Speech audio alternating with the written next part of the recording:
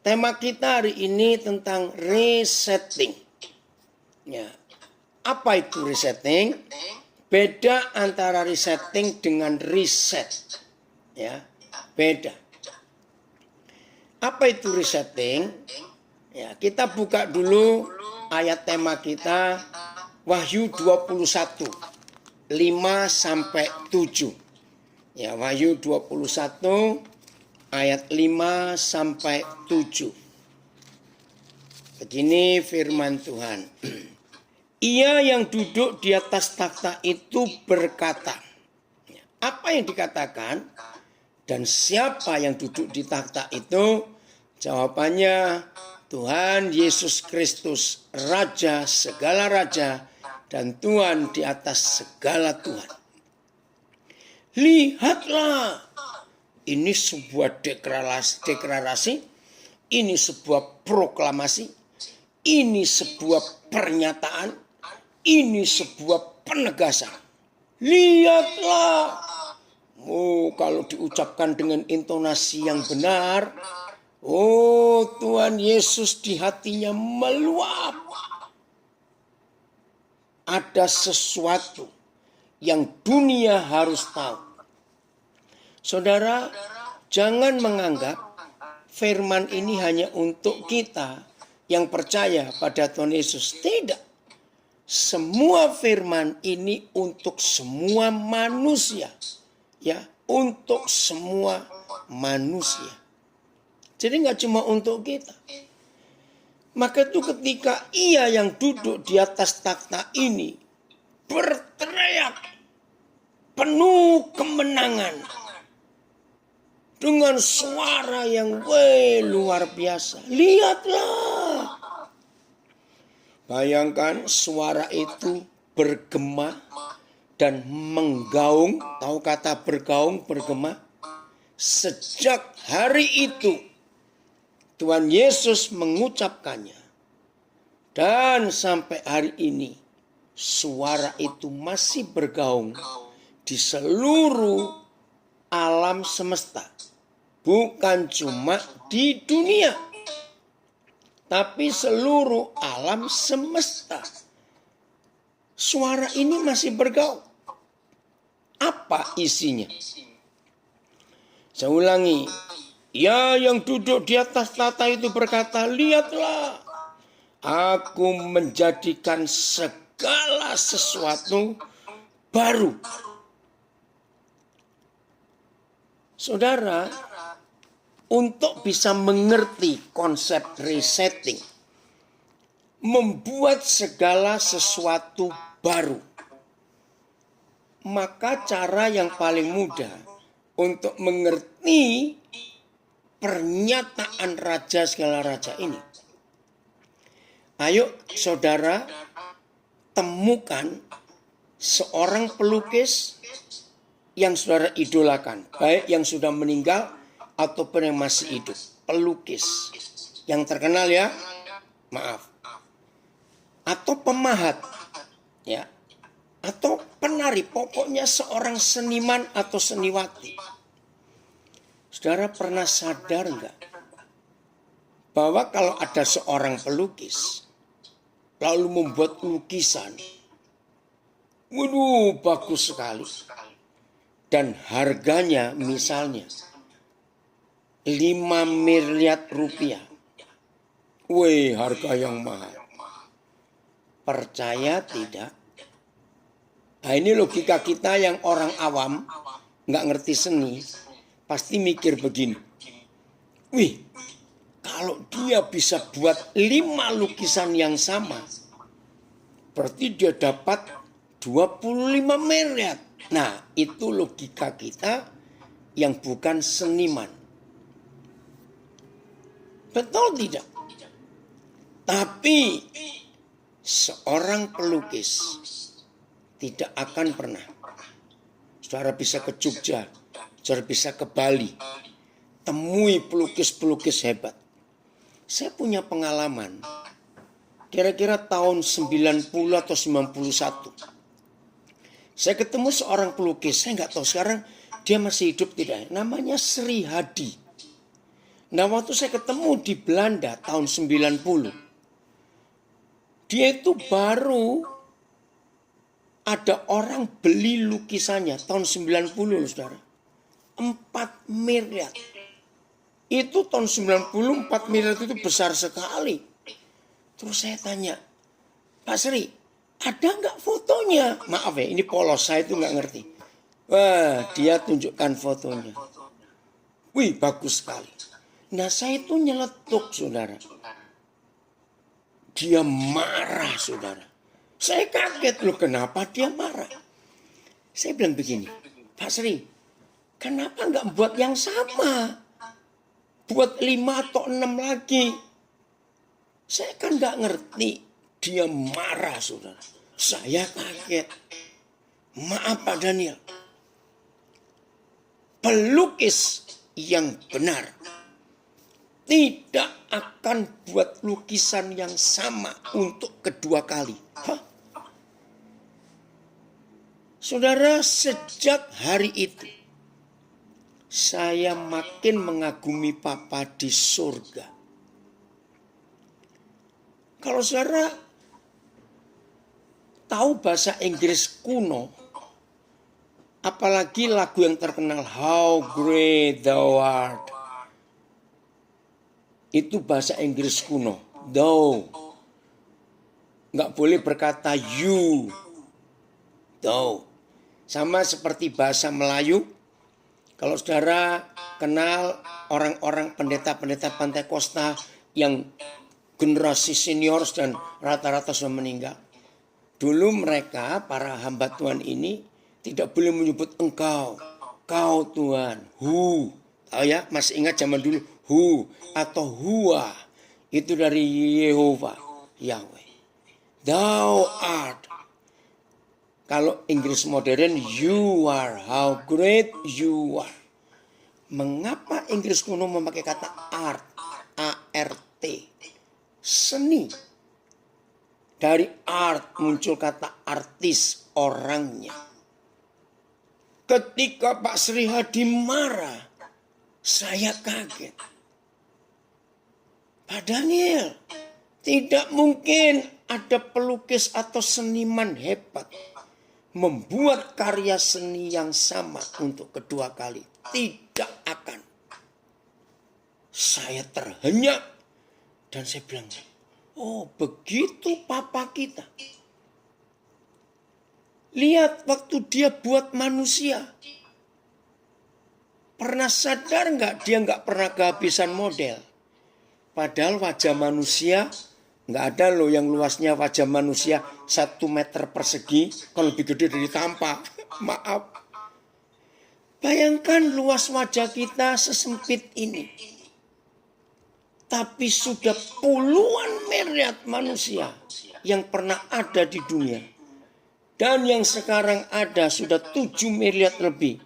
Yang akan ada lagi setelah detik ini orang lahir. Tidak ada yang sama. How great thou art. Ajaib perbuatanmu. Riset itu kembali ke bentuk awal. Tapi resetting itu nggak kembali ke bentuk awal. Membuat yang baru. Terima kasih Gembala Saudara Pak Robert Cahyono memberikan saya pengertian ini 2 hari yang lalu untuk tema kita hari ini, resetting. Jadi bukan riset. Kalau riset itu dikembalikan ke bentuk semula. Ini tidak baru. Wih, luar biasa. Seperti saudara tahu, mungkin saya ini hamba Tuhan pertama di Indonesia yang memakai batik. Saya nggak punya jas, saya nggak pernah punya dasi. Dulu ya, waktu kami menikah di Kanada, karena itu daerah barat, ya itu pun saya sewa jasnya. Tapi sejak tahun 70-an sampai hari ini batik. Nah, salah satu keunikan batik, saya belajar dari pemerintah Finlandia. Tolong catat. Finlandia itu negara yang paling hebat dalam sistem pendidikannya. Karena Finlandia menggunakan prinsip Musa dalam kitab Ulangan untuk membuat sistem pendidikan. Nah, Finlandia itu negara yang sangat percaya Alkitab dan percaya Tuhan Yesus. Suatu hari saudara, saya lupa tahun berapa itu, cukup lama. Tahun 70-an saudara. Pemerintah Finlandia waktu itu, saya lupa siapa Perdana Menterinya, meminta kabinetnya untuk mencari satu suku bangsa di dunia yang punya seni yang sangat unik dan otentik. Ringkas cerita, ini sejarah pemerintahan Finlandia. Saudara, apa yang mereka temukan? Maka itu saya membaca itu kaget. Nah, kalau saudara kenal orang Surabaya, Dr. Krishna Yana Yahya. Nah, pernah satu hari di pertemuan para pendidik, Pak Krishna Yana bicara tentang sistem Finlandia. Nah, salah satu membuat saya kaget. Mereka menemukan suku Jawa yang membatik. Ternyata buat pembatik orang Jawa itu tidak pernah ada kata batik salah. Nggak ada. Maksudnya apa? Begini. Kalau mereka pakai canting, tahu canting ya, untuk ngelukis itu, tiba-tiba seret. Kelewatan garisnya atau lingkarannya. Ternyata buat filosofi orang Jawa, itu nggak salah. Yuk, kok bisa? Karena dengan coretan yang salah, dengan lingkaran yang salah, di benak para pembatik bisa muncul motif baru yang gak pernah mereka pikirkan. Maka itu dalam sistem kebudayaan yang dipelajari oleh orang Finlandia, ternyata sistem batik ini luar biasa. Gak pernah ada yang salah. Nah, saudara masih ingat Yeremia 17? Ketika Yeremia ketika Tuhan ingin bicara kepada Yeremia dan dia disuruh ke rumah tukang periuk. Pergilah Yeremia ke rumah tukang periuk, itu Yeremia 17. Di sanalah aku akan memperdengarkan perkataan-perkataanku kepadamu. Saya pikir di rumah tukang periuk ada kebaktian atau ada ibadah. Ternyata tidak. Karena begitu Yeremia sampai ke rumah tukang periuk, nggak ada orang, cuma dia sendiri. Tukang periuk lagi bekerja. Ketika Yeremia melihat, bejana yang dipelarikan itu, salah. Logikanya dibuang saja tanah liat itu. Tapi tukang periuk itu mengambil kembali bejana yang rusak, terus dibentuk resetting menjadi model lain yang baru. Wih, ini luar biasa. Lihatlah. Aku menjadikan segala sesuatu itu baru. Lagi sekali. Bukan riset. Baru. Terima kasih Bapak. Terima kasih. Masih ingat ratapan 3:23? Selalu baru setiap pagi. Besar kasih setia Tuhan. Masih ingat 1 Korintus 2 ayat 9? Yang Papa sediakan buat kita yang mengasihi Dia. Ya, dengarkan. Yang Papa buat, yang Papa sediakan buat kita yang mengasihi Dia. Memenuhi 3 kriteria. 1 Korintus 2 ayat 9. Yang mata tidak pernah lihat. Yang telinga tidak pernah dengar. Yang tidak pernah timbul di hati manusia. Wih, itu luar biasa. Saudara bedakan loh. Bukan mata belum pernah lihat. Bukan telinga belum pernah dengar. tapi tidak pernah. Saya harap saudara mengerti beda belum pernah dan tidak pernah. Beda. Terima kasih Bapak. Untuk kedahsyatan Tuhan. Lihat, aku membuat segala sesuatu baru. Puji Tuhan. Saya akan bacakan kiriman saudara Syuman dari, sebentar tadi ayat mana ini ya, bentar ya, supaya saya tidak kelewatan.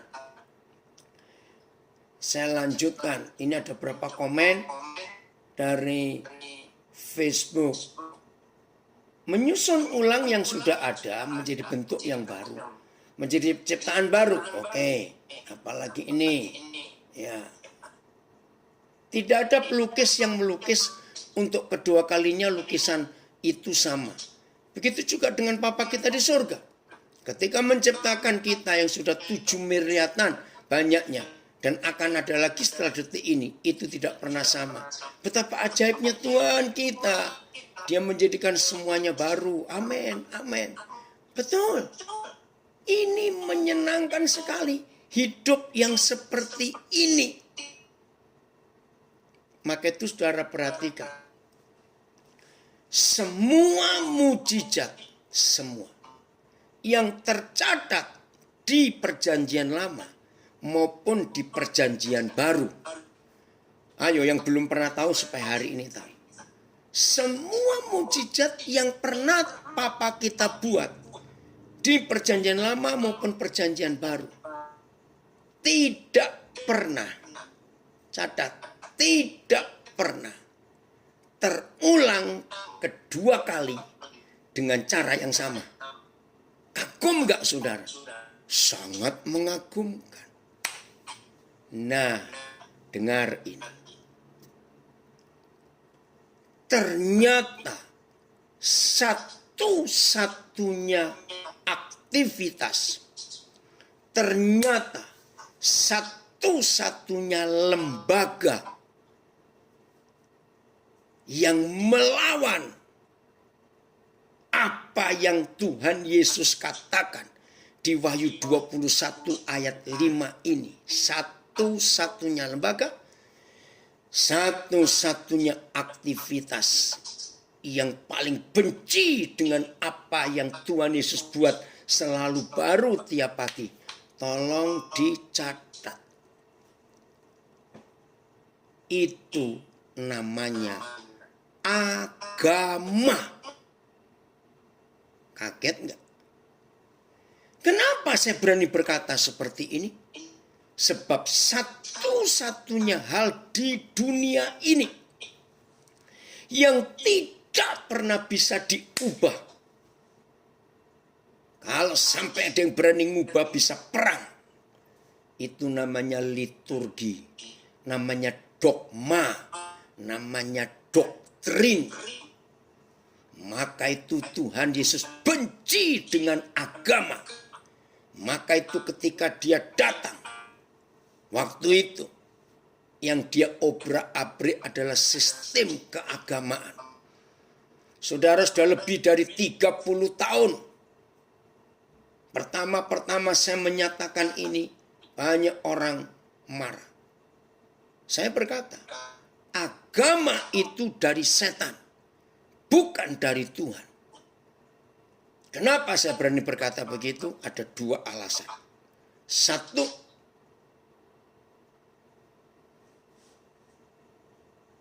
agama itu yang tidak bisa diubah. Baku, mati, dan kaku. Itu agama. Kedua, sejarah mencatat hanya di dalam agama orang yang membunuh manusia karena beda keyakinan, orang itu tidak bisa disalahkan sebagai pembunuh. Ini kan jahat sekali. Ingat sejaman reformasi di Eropa, siapa yang membunuh pengikut Luther? Maaf, itu sejarah.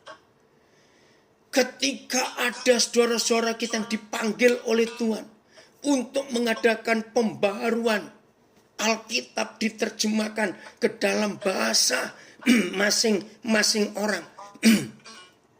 Para penterjemah Alkitab itu dihukum mati dengan dibakar hidup-hidup. Siapa yang menghukum mati? Gereja. Saudara, tapi bersyukur.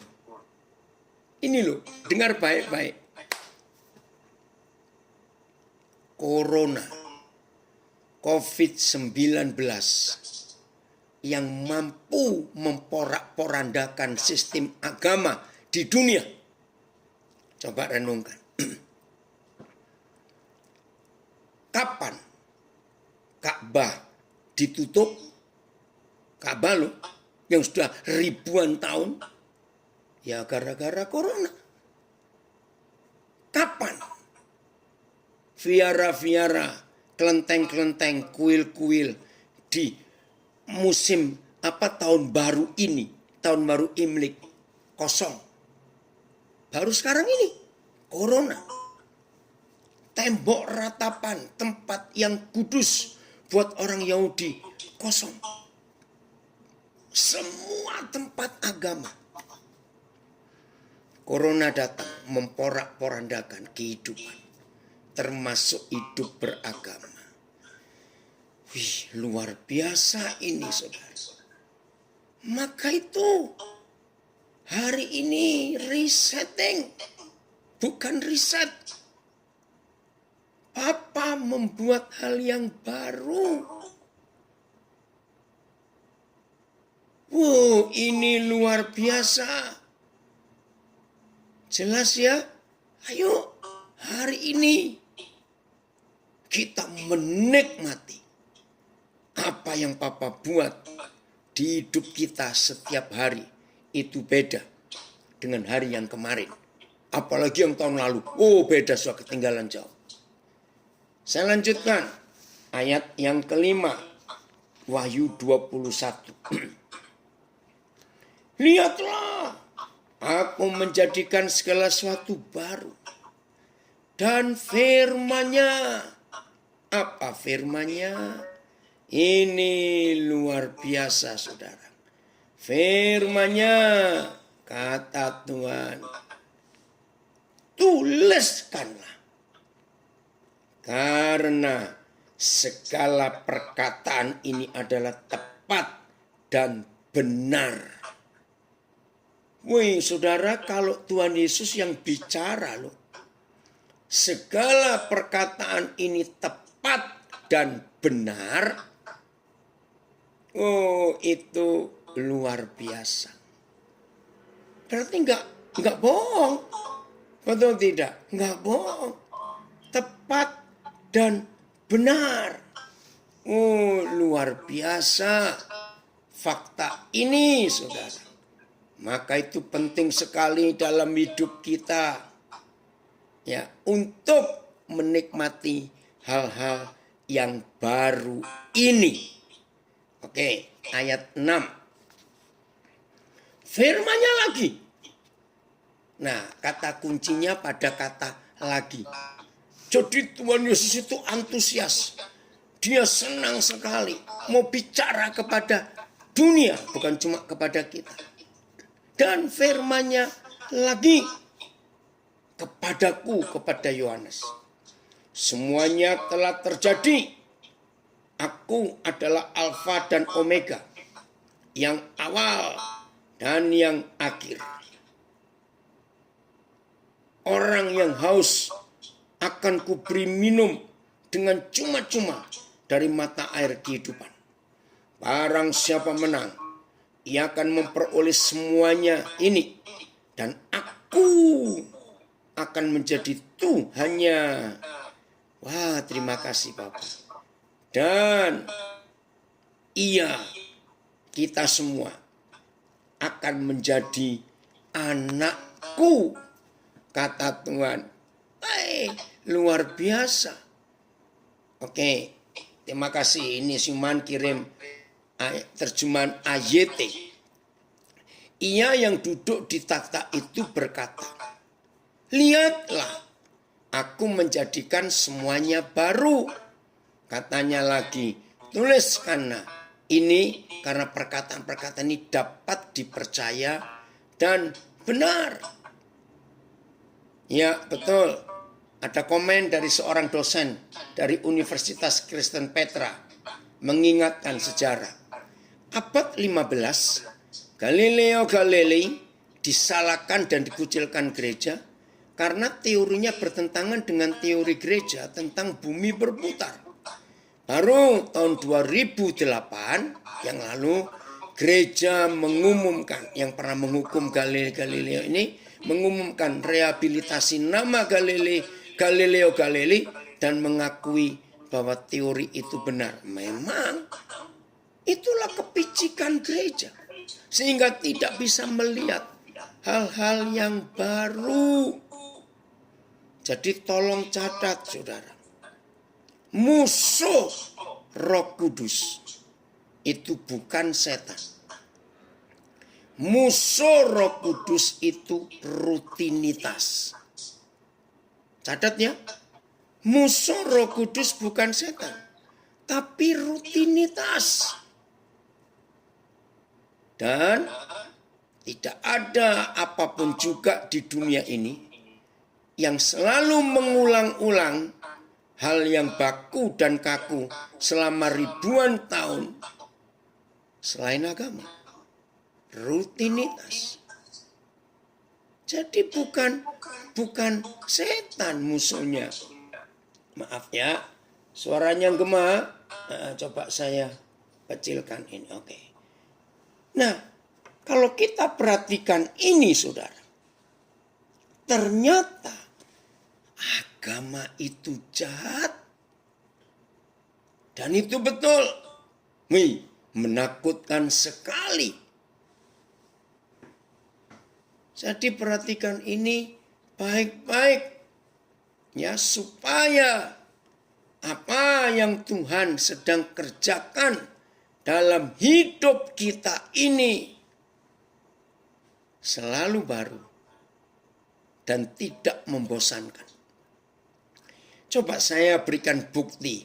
Mungkin bagi beberapa saudara masih ragu-ragu, samar-samar. Saya berikan beberapa bukti. Begini.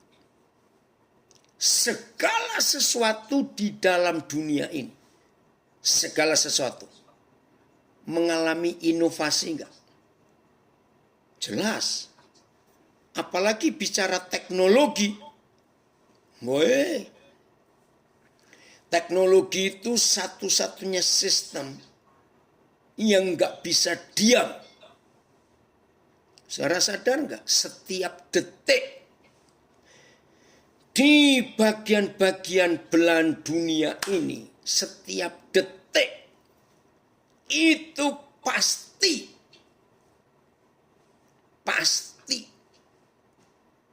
ada penemuan-penemuan baru. Betul tidak? Itu luar biasa, saudara. Setiap detik di dalam dunia ini ada penemuan-penemuan baru. Luar biasa itu. Maka itu kalau saudara cari barang-barang komputer, barang-barang elektronik, saudara mau beli, sebuah pertanyaan yang tidak mungkin bisa terbukti. Apa ini tipe yang baru? Kalau saudara tanya di toko, ya yang jual pasti iya ini yang baru. Tapi percaya tidak, di pabriknya sudah ada yang lebih baru lagi yang belum sampai ke toko itu. Ngerti?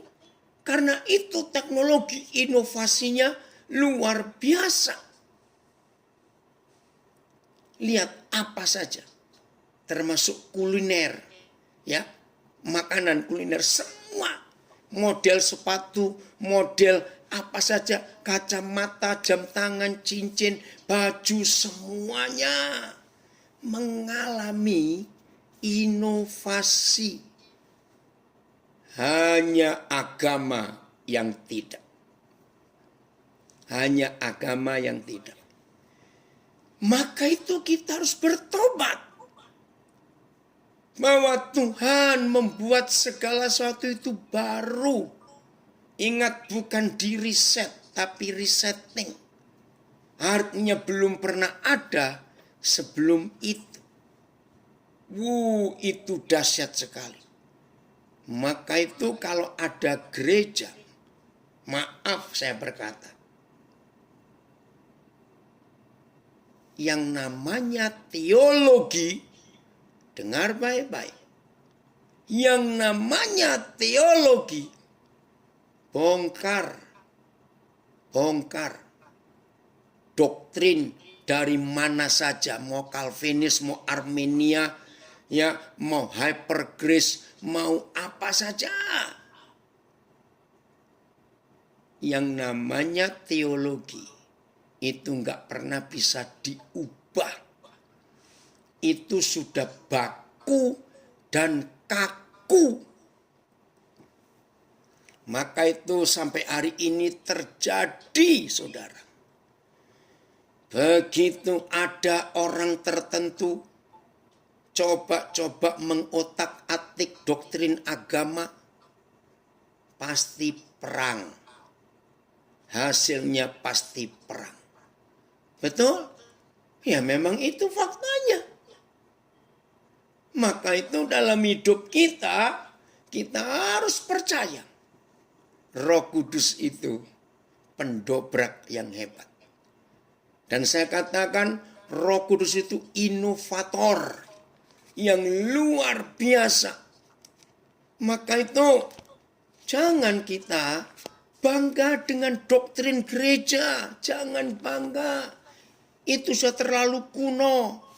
Nah, kalau Tuhan Yesus tiap hari membuat segala sesuatu jadi baru, doktrin itu kan sudah ribuan tahun. Ngapain kita mempercayai maaf? Nah, tapi teolog-teolog nggak bisa terima fakta ini. Ya, nggak apa-apa lah, biar capek sendiri. Nah, seharusnya manusia itu bosan dengan hal-hal yang kuno. Betul tidak? Bosan. Maka itu maaf. Kalau saudara nggak suka hal-hal yang baru, berarti saudara adalah manusia prasejarah. Kok nggak enak betul. Saya ulangi. Kalau saudara nggak suka hal-hal yang baru, berarti saudara adalah manusia zaman prasejarah. Izinkan Roh Kudus terus bekerja. Menyatakan hal-hal yang baru dalam hidup kita. Kitab Daniel pasal yang ke-12. Ya, manusia purba. Ya, hati-hati mindset hidup manusia purba. Betul. Ya. Kita lihat Kitab Daniel pasal 12 ayat yang keempat. Ya. Daniel 12 ayat yang keempat. Betul. Ini ada yang komen di Facebook. Dalam bahasa kalimat yang betul, agama itu artinya supaya tidak kacau. Tapi maaf, penipu yang bicara itu. Justru gara-gara agama dunia ini kacau. Ini yang luar biasa jahatnya. Jadi kalau agama berinovasi, maka jadinya kacau. Enggak. Justru agama itu yang membuat kekacauan. Karena enggak mau berubah, enggak mau berinovasi. Beda, saudara. Ya, buktinya dengan corona, agama tunduk. Betul? Nah, ini yang manusia buat. Yang maksudnya nggak kacau, malah jadi kacau. Apa buktinya agama itu mengacaukan? Karena perang. Saudara, tahun akhir 70-an, saya pernah dimusuhi oleh cukup banyak rekan saya hamba Tuhan. Khususnya hamba Tuhan yang klasik istilahnya, yang masih pikiran kuno. Waktu itu John Lennon menggubah lagu Imagine. Bayangkan, saya khotbahkan itu karena saya setuju salah satu kalimat lagu itu. Imagine if the world without religion. Saya tersentak ketika mendengar lagunya John Lennon. Betul juga. Kalau dunia ini nggak ada agama, terus terang dunia itu aman, saudara. Nah, bedakan. Sebelum saya baca Daniel 12. Suatu hari, saudara, ada orang India yang sangat taat pada agamanya. Tetapi dia itu capek mencari Tuhan. Akhirnya dia belajar agama apa saja. Termasuk agama Sikh, agama Kristen, agama Buddha, agama Katolik, dia belajar. Nah, tetangga dia itu teman baik saya. Nah, ketika orang India ini bertemu dengan teman baik saya itu, teman saya ini bilang, wah, kalau gitu kamu pasti harus ketemu teman saya. Dia seorang pendeta. Tapi orang ini bilang, aduh jangan-jangan. Saya sudah terlalu banyak mendengar pendeta ini, tokoh agama itu. Terus teman saya yakin kan, beda, yang ini pasti beda. Ya udah, karena teman baik. Nah, suatu hari pas saya mau berkunjung ke rumahnya. Nah, terus teman saya bilang, mau nggak ketemu dengan tetangga saya, orang India? Ya kenapa? Akhirnya ketemu. Saudara, saya tuh nggak ngerti. Saya cuma menyampaikan hal yang simpel, sederhana. Saya kenalan, jabatan tangan, terus saya duduk. Saya cuma sampaikan begini. Saya sebut namanya, sorry ya. Manusia tidak akan bertemu Tuhan kalau mencari Tuhan di dalam agama. Wih, dia terus terperanjat. Hah? Saya belum pernah dengar ada orang ngomong begini. Pantas saya pusing makin banyak mempelajari agama. Tolong sampaikan kepada semua orang. Manusia tidak akan berjumpa Tuhan kalau mencari Tuhan dalam agama. Otomatis dia tanya, lalu saya cari Tuhan di mana? Saya jawab dengan simpel. Carilah Tuhan di rumah. Di dalam hidup seorang ayah. Mendengar kalimat saya itu, saudara. Dia berdiri dari tempatnya duduk. Terus dia jabat tangan saya. Sepertinya saya pun diminta untuk berdiri. Karena saya merasa tangan saya ditarik. Ya, saya akhirnya berdiri juga. Terus dia sambil goyang-goyang tangannya di tangan saya. Ini yang saya cari. Ini yang saya cari. Tahu-tahu matanya berkaca-kaca. Kami keluarga yang sangat sukses dan kaya. Tetapi saya tidak pernah mendapat kasih sayang dari ayah saya. Karena ayah saya konsepnya uang. Uang. Jadi ayah itu jarang pulang ke rumah. Karena dia kerja. Ada yang kosong di hidup saya. Akhirnya saya berkata, boleh nggak saya membaca satu tulisan? Nah, bagi yang belum tahu, ya ini kita masih di Daniel 12 ya, enggak apa-apa nyimpang dikit. Dalam Yohanes 14 ayat 8. Lalu kata Filipus kepada Yesus, Tuhan, tunjukkanlah ayah itu kepada kami. Maka itu sudah cukup bagi kami. Saudara, kata cukup ini yang membuat manusia itu puas.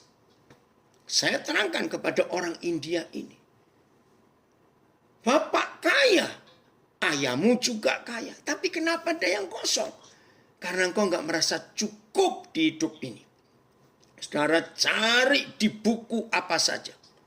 Tidak pernah ada seorang pun yang pernah menulis dan berani berkata bahwa satu-satunya yang membuat manusia bisa berkata cukup, puas, kenyang, utuh, lengkap, komplit, satisfied, content. Hanya satu. Yohanes 14 ayat 8. Tunjukkanlah Bapa itu kepada kami, maka itu sudah cukup. Saudara boleh cari buku apa saja. Alkitab bahasa apa saja. Bacakan. Tentang Yohanes 14 ayat 8. Raymond, puji Tuhan. Ajak mama juga ya. Dengar. Ajak family. Ini anak saya di rumah di Napiri. Jadi papa itu. Saudara, akhirnya orang India ini. Dia ngomong, noleh ke belakang, saya pikir panggil siapa? Panggil istrinya. Dia bilang, ini yang aku cari, ini yang aku cari. Papa. Lalu saya minta maaf atas nama ayahnya yang gak pernah mengasihi dia. Nah inilah bukti dunia itu membutuhkan Papa. Jelas ya? Oke, kita baca dulu Daniel 12 ayat yang keempat. Supaya kita tahu ya. Begini kata Tuhan. Tetapi engkau Daniel sembunyikanlah segala firman itu. Dia dapat pewahyuan toh. Dan meteraikanlah. Kuncilah. Tutuplah kitab itu. Sampai pada akhir zaman. Banyak orang akan menyelidikinya. Dan ini dia. Dan pengetahuan akan bertambah. Wih, itu yang luar biasa. Betul nak? Ini anak saya komen. Jadi nggak perlu panjang lebar untuk memperkenalkan Tuhan Yesus kepada orang. Enggak. Hadirkan Papa. Nah, lihat Daniel 12 ayat 4. Hebat nggak firman ini? Ditulis berapa ribu tahun yang lalu. Bahwa pengetahuan akan bertambah. Oh, luar biasa, saudara. Ini inovasi. Maka itu ayo. Kita hidup di dalam kebenaran itu. Firman Tuhan. Itu jawabannya. Oke, ini anak saya yang doktor. Dia beri komen di Facebook. Betul sekali firman Tuhan itu. Di era baru, yakni era digital, sekarang ini, kita telah memasuki budaya baru dan mulai meninggalkan budaya lama. Mereka yang bertahan pada budaya lama akan usang dan mati. So, inovasi menjadi kata kunci untuk kita bertahan dan bertumbuh kembang secara optimal di era digital ini. Terima kasih nak, ini Dr. Hari Nenobais. Maka itu kalau gereja tetap mau kaku, mau baku, nggak bisa. Zamannya sudah berubah. Hebat ya Papa kita. Hamba Tuhan, Pak Robert Cahyono, sarjana hukum, terima kasih memberi tema yang luar biasa hari ini untuk kita belajar. Jadi kalau saudara dan saya tidak bisa mengikuti gerakan Roh Kudus, inovator agung itu, kita ketinggalan. Kita ketinggalan. Ini luar biasa. Saudara, inilah hebatnya Tuhan. Sungguh. Jelas ya? Jadi ayo hari ini kita mengizinkan Roh Kudus. Saya akan tunjukkan 2 ayat tentang Roh Kudus itu inovator agung. Ya, 2 ayat. Yang pertama Yohanes 14 ayat 26. Ya, Yohanes 14 ayat 26. Coba kita lihat. Saya ingin tunjuk apa itu Yohanes 14 ayat 26. 2 ayat ini kita jadikan pegangan, ya, untuk masuk dalam inovasi. Begini kata Tuhan Yesus. Tetapi penghibur, yaitu Roh Kudus, yang akan diutus oleh Bapa dalam namaku, Roh Kudus, Dialah yang akan mengajarkan. Tolong digarisbawahi. Apa yang diajarkan oleh dosen hebat ini? Roh Kudus itu lebih daripada doktor apapun. Roh Kudus itu lebih daripada profesor siapapun. Karena dia adalah satu-satunya pribadi. Enggak cuma di dunia ini saja, tetapi di seluruh alam semesta. Yaitu Roh Kudus yang akan diutus oleh Bapa dalam namaku.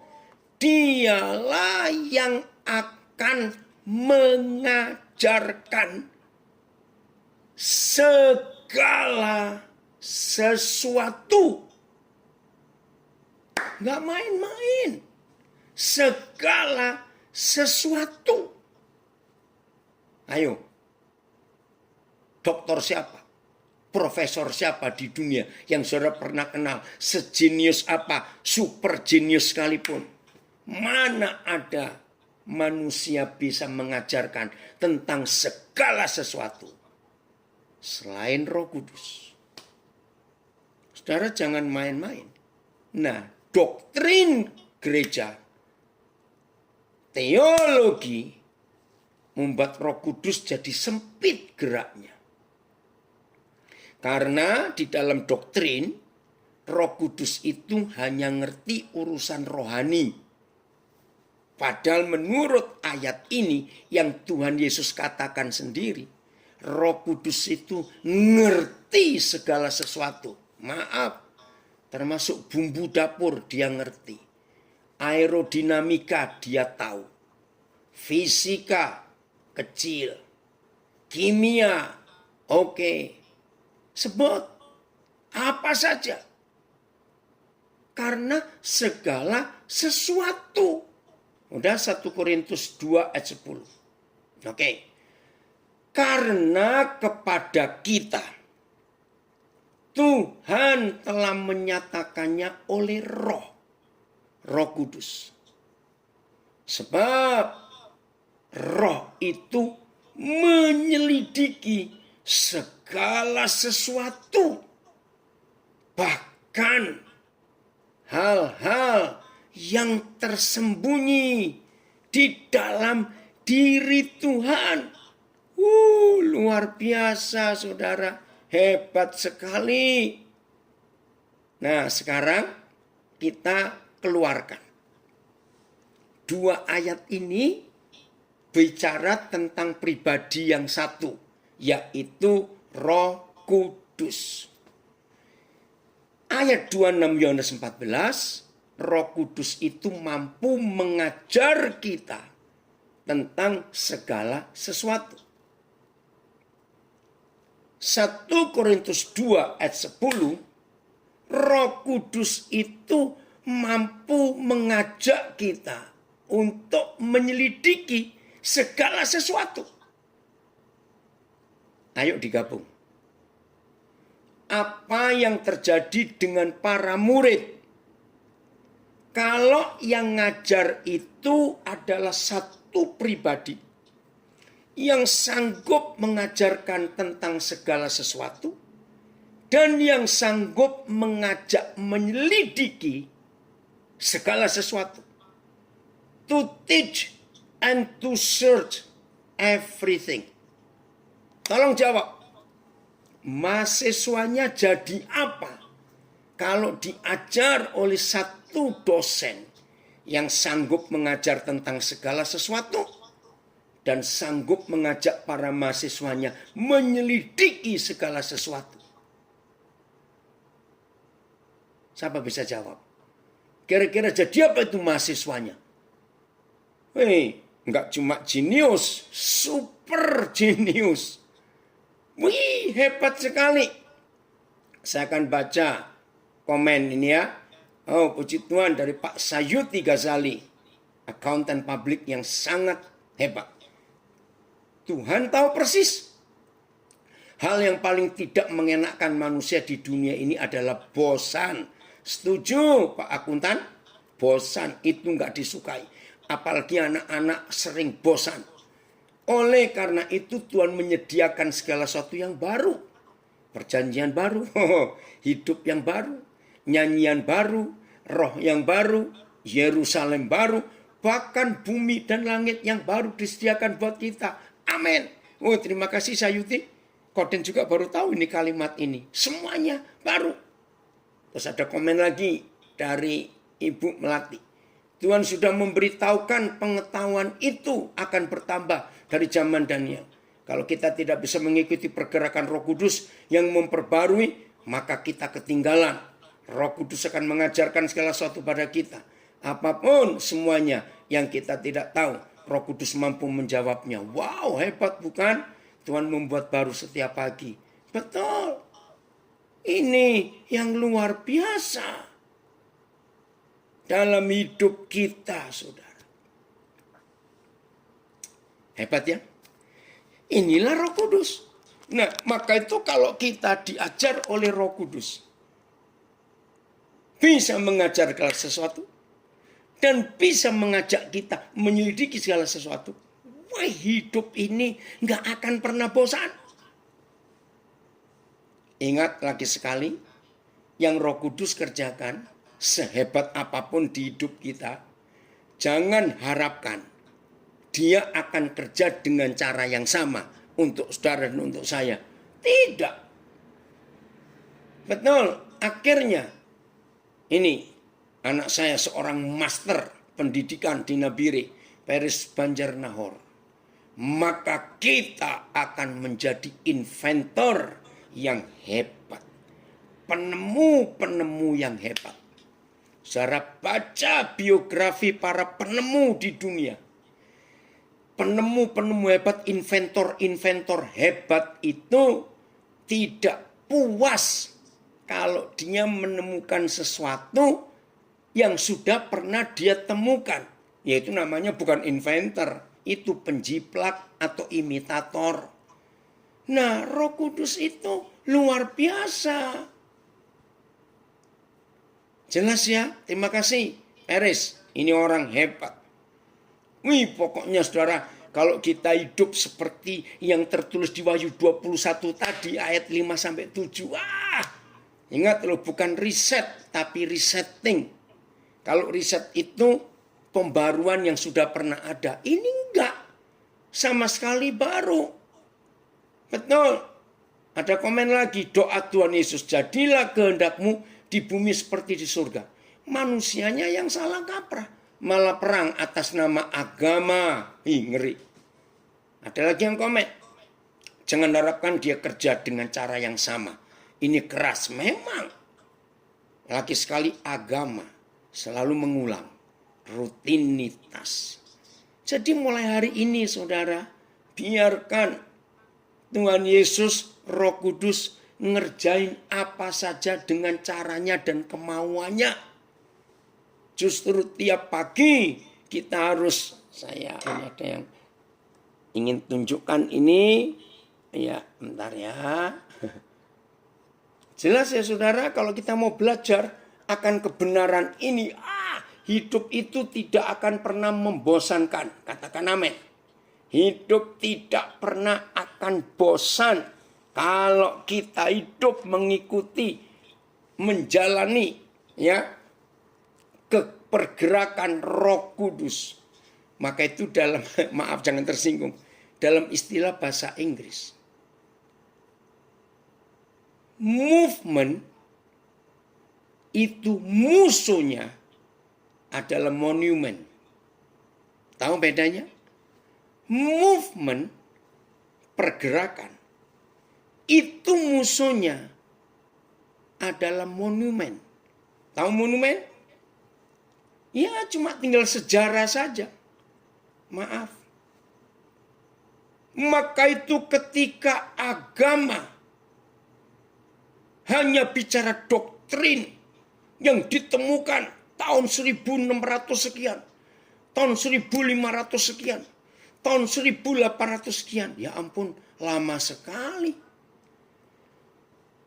Maka kita jadi monumen, bukan kegerakan. Ayo mulai hari ini kita membiarkan Roh Kudus resetting hidup kita yang sama sekali baru. Terima kasih Papa untuk itu. Puji Tuhan, anak saya Milka Mirino dari Nabire komen juga. Oh puji Tuhan. Ini yang membuat kita kagum betul. Kalau ada komen di Facebook, kalau Roh Kudus sudah menjamah dan bekerja, maka akan membuat takjub hidup kita. Betul. Dahsyat Pak Jun, ini Jun siapa? Saya nggak tahu. Karena cara kerja dia selalu baru, berarti kita nggak boleh sok tahu. Wah itu lebih kurang ajar lagi kalau sok tahu. Belum tahu apa-apa kok sok tahu. Ya, terima kasih untuk ungkapan itu. Ada yang komen lagi, Roh Kudus itu update terus. Betul. Upgrade and update, betul. Itu Roh Kudus. Maka itu nggak mungkin kita jadi bosan. Puji Tuhan Bang Li, puji Tuhan Daniel, anak saya di Manokwari hadir juga. Ini ya, oh luar biasa. Nah lihat, 1 Korintus 2:10 ini loh saudara yang saya kagum. Saya baca begini ya, 1 Korintus 2:10. Karena kepada kita Tuhan telah menyatakannya oleh Roh. Sebab Roh menyelidiki segala sesuatu. Dalam bahasa apa saja, kalau ada kalimat segala sesuatu, itu harusnya titik. Karena kalau sudah menyebut segala sesuatu, artinya sudah habis, tidak ada lagi. Tapi 1 Korintus 2:10 ini luar biasa. Apa luar biasanya? Koma. Baca baik-baik. Setelah segala sesuatu. Koma. Loh. Bahkan. Apalagi ini? Kan sudah segala sesuatu. Harusnya selesai. Ternyata belum. Koma. Bahkan, haleluya, ini luar biasa.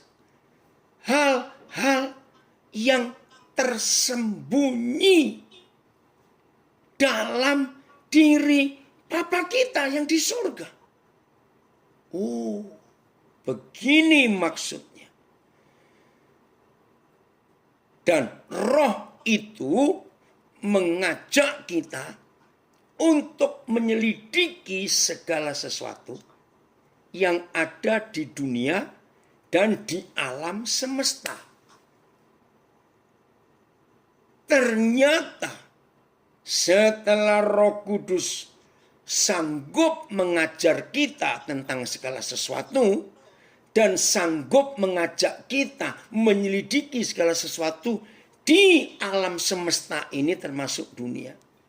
Itu belum selesai pekerjaannya sebab ada banyak rahasia yang masih tersembunyi di dalam Bapa kita di surga. Apa yang muncul di pikiran saya? Dengarkan kalimat ini. Kalau ada seorang manusia sejak umur 6 tahun, perhatikan. Kalau ada seorang manusia sejak umur 6 tahun, itu setiap hari dia mempelajari 20 hal baru, rasanya sih nggak ada ya. Saya cuma ilustrasi. Tolong catat. Kalau ada seorang manusia sejak umur 6 tahun, setiap hari dia mempelajari 20 hal baru. Dan dia meninggal umur 116 tahun. Berarti dia itu belajar seumur hidupnya selama 110 tahun. Dan 110 tahun hidupnya itu tiap hari dia mempelajari 20 hal baru. Kalikan 20 kali 365 kali 110. Hitung sendiri. Saya tanya kepada saudara. Apakah orang ini sudah disebut? Apakah orang ini bisa disebut? Oh, dia sudah mempelajari segala sesuatu. Cepat jawab. 110 tahun. Setiap hari belajar 20 hal baru. Mana jawabannya? Saya tunggu di Zoom, Instagram, Facebook. Apakah manusia ini belum? Peres, terima kasih nak. Belum. Kenapa belum? Belum. Dari sungai kehidupan. Betul. Belum. Tidak. Belum. Ini. Dari mana Pak? Makassar, Balikpapan, Nabire. Belum. Kenapa? Indrawati bilang belum. Salatiga. Nggak ada hampir. Belum. Kenapa? Karena 20 hal baru yang dia pelajari. Saudara sadar nggak? Di dunia ini setiap hari itu ada mungkin ratusan ribuan penemuan baru di dunia. Dengan teknologi yang begitu hebat. Ini baru 20 hal baru kok. Nggak bisa.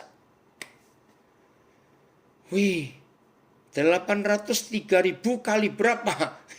Itu loh, nggak ada. Bayangkan, itu baru yang ada di dunia ini. Belum yang bahkan hal-hal tersembunyi yang di dalam diri Papa kita di surga. Ampun. Ayo, mau apa sekarang? Kalau bicara begini saudara, rasanya kenyang betul. Betul enggak? Kenyang betul. Wih, menyedihkan sekali. Udahlah, terusin sendiri. Enggak habis-habis ini kalau ngomong begini.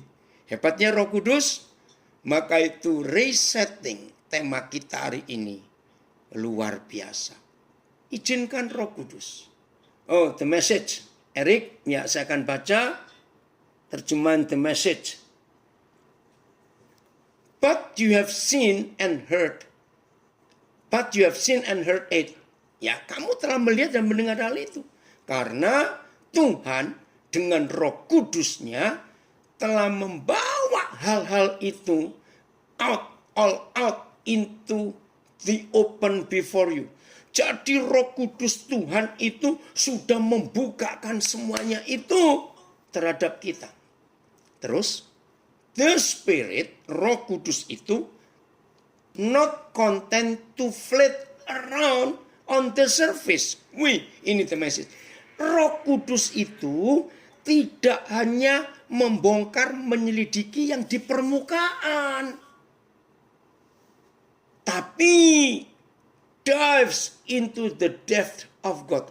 Tapi mengajak menyelami kita sampai di kedalaman Tuhan. The depth of God. And bring out of what God planned all along. Woi, terima kasih, ini the message.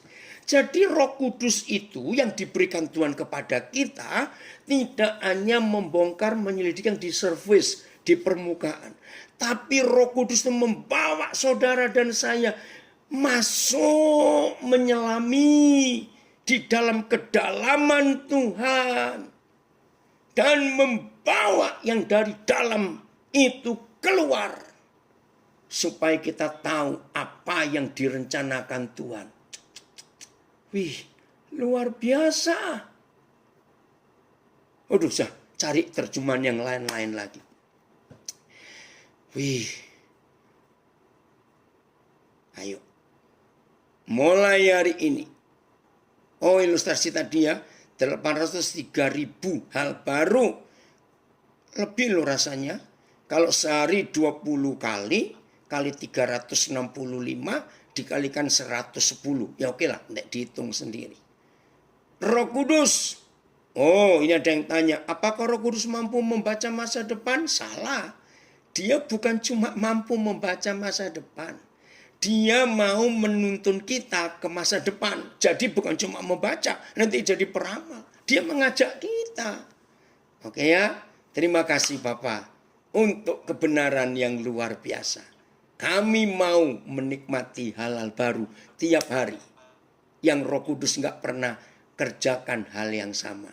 Maka itu yang masih ngotot dengan teolog, dengan doktrin, dengan teologi semuanya.